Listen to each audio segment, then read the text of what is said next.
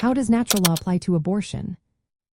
Have you ever wondered how philosophical ideas shape our views on complex issues like abortion? Today, we will look at natural law and its application to this sensitive topic. Natural law is an ethical theory that suggests there are objective moral principles based on human nature and reason. It argues that some actions are inherently right or wrong, depending on how they align with the natural purposes of human beings. When we apply natural law to abortion, it generally views the act as morally wrong. This perspective is rooted in the belief that human reproduction has a natural purpose, which is to continue human life. Abortion, by intentionally ending the life of an unborn child, goes against this natural purpose. Therefore, many who follow natural law consider abortion an immoral act. This viewpoint draws from the philosophies of Aristotle and Thomas Aquinas. They believed that moral actions should align with the natural ends of human faculties. Since the goal of reproduction is to create new life, intentionally stopping that process through abortion contradicts natural law principles.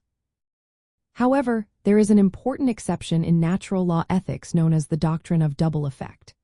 This doctrine allows for actions that have both good and bad outcomes, as long as the bad outcome is not the intended result. In the case of abortion, if a medical procedure is necessary to save the mother's life and the death of the fetus is an unintended consequence, this could be seen as morally acceptable under natural law.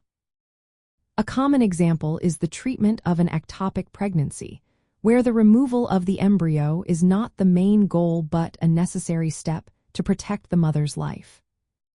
Natural law also makes a distinction between direct and indirect abortion. A direct abortion is the intentional termination of the fetus, which is always viewed as wrong.